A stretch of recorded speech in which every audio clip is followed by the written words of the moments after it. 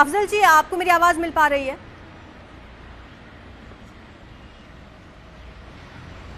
जी हाँ। कल लगातार ट्वीट भी किए गए अब्बास अंसारी द्वारा और ये बताया गया कि बिना नेम प्लेट की गाड़ियां वहां पर बांदा में मौजूद थी। आरोप ये लगाया गया था कि बांदा से लखनऊ उनको शिफ्ट किया जा रहा है बिना किसी जानकारी के।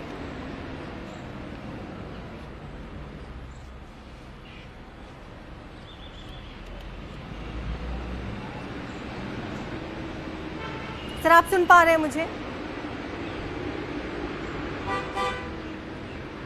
अफजल जी, आपको मेरी आवाज आ रही है? हेलो। जी जी, आप सुन पा रहे हैं मुझे? जी हाँ। सर, कल लगातार ट्वीट किए गए अब्बास अंसारी द्वारा और ये आरोप लगाया गया कि बांदा जेल में बिना नेम नंबर प्लेट की गाड़ियां पहुंची हैं और बिना किसी जानकारी के उन्हें लखनऊ शिफ्ट किया जा रहा है।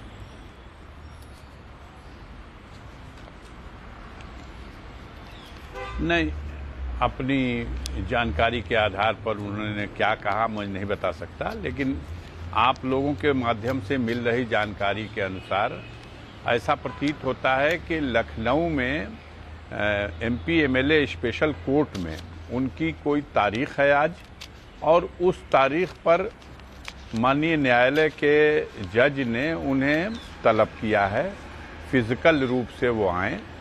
बताया ये जा रहा है कि चार्जशीट आई है और चार्जशीट की प्रति रिसीव कराना एक जुडिशियली प्रक्रिया का एक काम है, तो उसलिए उनको बुलाया गया है। मुझे जहां तक मालूम है लखनऊ में उनके विरुद्ध मात्र 2 मामले हैं।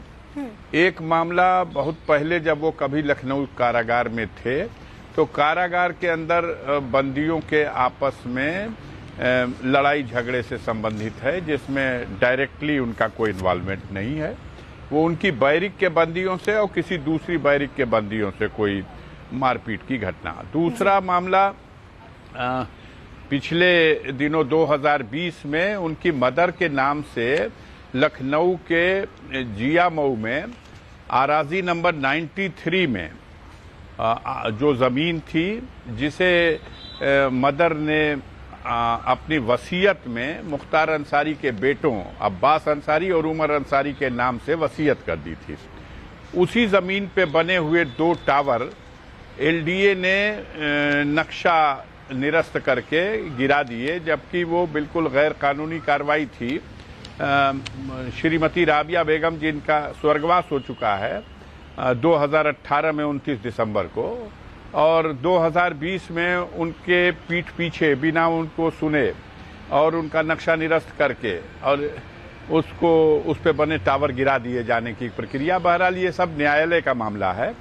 उसमें बाद में जब अपने को फंसता हुआ देखा एलडीए ने, तो एक आपराधिक वाद भी हजरतगंज कोतवाली में फाइल करा दिया गया, जिसमें मुख्तार अंसारी और उनके दोनों बेटों को ये बताया गया कि 1962 में ये खसरा नंबर 93 की जमीन किसी मोहम्मद वसीम साहब के नाम से दर्ज है और वो पाकिस्तान चले गए, तो उसकी उन प्रॉपर्टी को एनिमी प्रॉपर्टी घोषित किया गया था।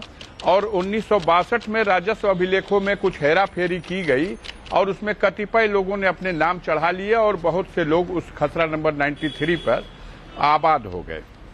उसमें मुख्तार अंसारी और उनके बेटों ने भी तत्समय इस राजस्व अभिलेख की हेरा फेरी में अपनी भूमिका निभाई थी। अब इससे हास्यास्पद स्थिति और क्या हो सकती है। 1963 में मुख्तार अंसारी का जन्म हुआ है, उनके बेटों का जन्म तो अलग बात है और 1962 में राजस्व अभिलेखों में किसी हेरा फेरी का आरोप है जो वादी मुकदमा ने अपनी एफआईआर में लगाया है। उसी आरोप के आधार पर पुलिस ने एविडेंस इकट्ठा करके चार्जशीट दे दी है। अब न्यायालय उस मामले का ट्रायल करेगा। मैं तो चाहूंगा कि इस मैटर की डे टू डे सुनवाई हो जाए। मुख्तार अंसारी को जुडिशियल कस्टडी में है ही, उनको इस केस के चार्जशीट की कॉपी रिसीव कराने के बाद इसमें डे टू डे सुनवाई की कार्रवाई कर दी जाए। आप देख लीजिएगा इसका रिजल्ट क्या आने वाला है। इस मामले में माननीय उच्च न्यायालय लखनऊ खंडपीठ ने ऑलरेडी उस एसडीएम के आदेश को, जो एसडीएम लखनऊ ने आदेश किया था कि 93 की प्लाट नंबर 93 को फिर से एनिमी घोषित किया जाता है, उस आदेश को ही क्वैश कर दिया। राजस्व बोर्ड ने उस आदेश को पहले उसके फंक्शन को स्थगित किया था, माननीय सर्वोच्च न्यायालय ने उस आदेश को ही क्वैश कर दिया। जी। फिर भी ये चार्जशीट है, अब न्यायालय में जब मामला चढ़ेगा तब उसके संबंध में वो साक्ष्य लाएंगे। ये न्यायिक प्रक्रिया है। अब इसको ऐसे तरीके से किया जाता है कि हर चीज में सनसनी बन जाए। मुख्तार अंसारी का नाम और उनके नाम के बाद उनको ये और वो और दुनिया भर की चीजें। ये और बात है कि माननीय सर्वोच्च न्यायालय के आदेश पर मुख्तार अंसारी पिछले साल, लगभग 1 साल पूरा होने को है, 7-8 दिन बाकी है, बांदा जेल शिफ्ट किए गए थे। और तब कहा गया था, उसी आदेश में माननीय सर्वोच्च न्यायालय ने ये कहा था कि चूंकि मुख्तार के मामलों के ज्यादातर trial fast track MP MLA court Prayagraj में हो रहे हैं, इसलिए प्रयागराज MP MLA कोर्ट के जज को ये अख्तियार होगा कि वो उनको बांदा जेल में रखता है या किस जेल में शिफ्ट करता है। जी। अब अनफॉर्चुनेटली सर्वोच्च न्यायालय ने एक आदेश पारित कर दिया और उस आदेश के तहत प्रयागराज में जितने भी मामले मुख्तार अंसारी के विचाराधीन थे वो सब उस जनपदों को लौटा दिए गए जिन जनपद से संबंधित वो मामले थे। यानी प्रयागराज में उनके खिलाफ कोई मुकदमा नहीं, बांदा में उनके खिलाफ कोई मुकदमा नहीं, मुकदमा उनके खिलाफ है बनारस में, मुकदमे उनके खिलाफ है गाजीपुर के, मऊ के या लखनऊ के, या अब एक एम्बुलेंस का मामला इन लोगों ने जो उठाया है कि नकली ID दे करके एक रजिस्ट्रेशन कराया गया था।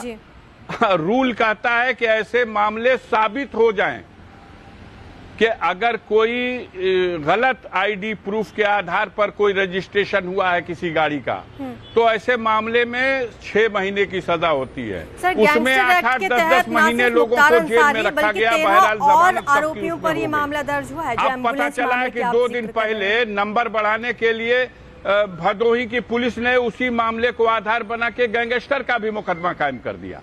तो ये तो है, कुछ लोग नंबर बनाने के लिए धड़ाधड़ कार्रवाई कर रहे हैं।